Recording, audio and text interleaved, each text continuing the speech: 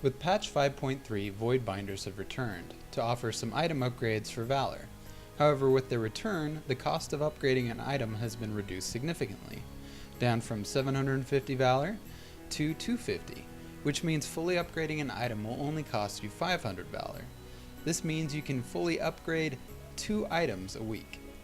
Now, there are 16 equipment slots, and only 15 if you're using a two-handed weapon, minus Titan Grip Fury Warriors.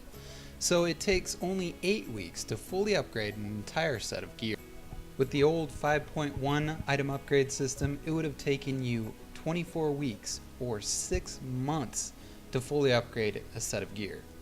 So logically so, people would try to wait for the best possible gear before they would upgrade. Now you can expect to actually reach a point where you have upgraded everything. I would argue that upgrading a best in slot item isn't always the best choice. Let me explain why. Now first we need to understand that not all items are created equally. Let's take a look at an item level 502 chest piece and see how it fares against an item level 541 bracer. For starters, the base value of the chest will beat the bracer in every way: more armor, strength, stamina, and secondary stats. And this is ignoring the sockets and the socket bonus. Now, when you upgrade both items, you will see that the chest will scale at a better rate and provide more stats than the bracers. And this is a horrible comparison because it's pretty unlikely that you will be lugging around a 502 item when you have a heroic Thunderforged piece. So let's get a more realistic chest piece. We'll step it up to an item level of 522 from 502, and here the difference will start to become more pronounced.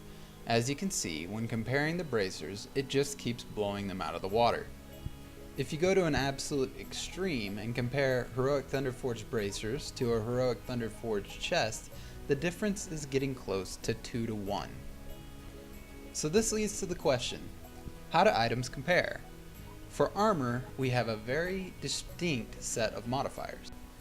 So you're going to notice right away that chest, leg, and head pieces are going to have a higher modifier than the rest of the armor types. I don't have numbers for the rest of the item slots, but I will say that rings and amulets are in a similar range as the back and bracer in terms of stat. Offhands also fall into that kind of crappy spot where they have almost half the stats as a chest piece or leg piece or whatever. But the difference is for tanks, they're going to get a significant portion of their armor on it, so upgrading shield is actually going to be much better than upgrading a wrist, back, ring, or amulet for a tank. Abilities scale off of weapon damage, spell power, and attack power, so just about every class or spec in the game that I am aware of is going to want to upgrade their weapon pretty quick. Trinkets are really hard to judge because they don't follow the same formula that the rest of the armor types follow. They can be really, really good for you or for a certain spec, so that's something you kind of got to really do some more research on and figure out on your own. But in general, trinkets are going to be very strong items to upgrade. So in my time in raiding, I have had my fair share of 1% wipes or kills that were made barely possible by me bubbling through an enrage. You don't need to be raiding at a world first level to make an impact, however small it may seem. It's the small things that can push you to the next kill.